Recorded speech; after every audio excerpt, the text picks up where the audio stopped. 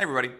Continuing on with this little video series about getting ready for college and becoming a music major and choosing a college, today's video is going to be about how to choose your specific college. And I wanted to make this video for more than just music majors. So even if you're not going to study music or music ed, you can watch this video to figure out how to choose your college. Going into the spring semester, I know that a lot of you guys are going to be getting ready for college. You'll be having discussions with your family, touring universities, and ultimately getting ready to start college. This video is going to help you pick your university. My name is Caleb, and you're watching The Future Millionaire Band Director. When talking with my students, I always go over 3 important factors about how to choose a college. You'll want to watch this video all the way through because after we talk about each one of the factors, at the very end, I'll talk about how to weigh the different ideas and how that will go into your decision-making process. Before we get started though, if you're already in college, let me know in the comments what factors went into your decision-making process, and maybe I need to edit my equation a little bit. The first and probably most important thing that needs to go into your decision-making process is the money component. What is it all going to cost? One of the things that I talk to my students about regularly is making sure that they understand that college is a financial decision above all else. It is an investment into your future that can be incredibly expensive if you don't plan it correctly.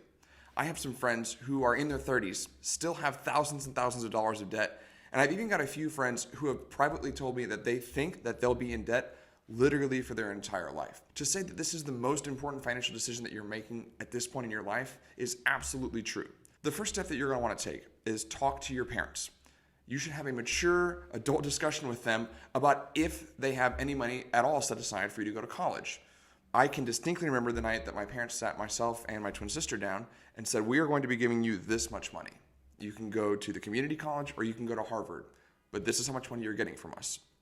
And I really valued that conversation that they had with us because it gave me some honest perspective about the reality of the financial decisions that I was going to have to make. You should have a similar discussion with your parents. You should find out if your parents are giving you $0 or if they're paying for everything, including a private university. This is going to set the table for the rest of the decisions that you make. If you know that you've got no money coming in, you obviously probably won't be able to go to a private university or one of the major public universities that cost $20,000, $30,000 a year. Will you have any academic scholarships that renew every year? Are you only winning a couple one-off scholarships that will run out after your first semester? You're going to want to make your decision not just on the scholarship money that you have after that first year, but also on what the second, third, fourth, and fifth years might look like financially speaking. In a future video, in fact, let me know in the comments if you want, I can talk about how I would have done things differently and I would have found scholarships out there so I could have taken care of my first 2-3 years of college. But the most important thing that you're going to do right off the bat is figure out your financial situation. Do you have money coming from your parents? Do you have money set aside? What is your scholarship money? And how much money are you okay with taking out in loans, if any at all? The second most important factor in choosing your undergrad is going to be the location. One of the things I learned working with my current staff is that the head director, Brandon, always tells the students, pick your university based on where you want to work. Now, the more I think about this, the more it's actually true. Most people finish their undergrad and work in the general area of where they went to school. This is probably true for a couple reasons. Most importantly, I think that the network that they build, their professional network, is closely related to where they are studying, geographically speaking. And it makes a lot of sense. You're going to be taking jobs and working and student teaching or interning in a geographically close area to where your university is, which means that you have the best shot about getting a job close to where you work. Which brings me back to what I said in the last video. You should begin with the end in mind. So if your goal is to be a band director in the Dallas-Fort Worth area, you should probably only look at universities in the Dallas-Fort Worth area. Again, one of the most valuable things that comes out of your undergrad is the network that you build. All of the jobs that I have taken as a band director, except for one, have been because of the network that I built at my undergrad. And all of my jobs, except for 1 or 2, have been in the Dallas-Fort Worth area near where I went to school. The location of your school is more important, I would say, than the actual quality of education that you receive when you're at school. And this brings me to my third point, which is a very important factor in the decision-making process, but not necessarily the most important factor. And that is going to be the quality of education that you receive. There are multiple studies that show that your undergraduate degree doesn't matter nearly as much, especially if you're going to be getting a second or third degree after that. This is especially true when you consider that most degrees are only a base level introduction into your field or into your area of study. A music theory course at the University of North Texas or at Texas State or at Juilliard look really, really similar. This means, I would say, for the most part, that the quality of education that you receive at one university versus the other for an undergraduate degree doesn't really vary that much.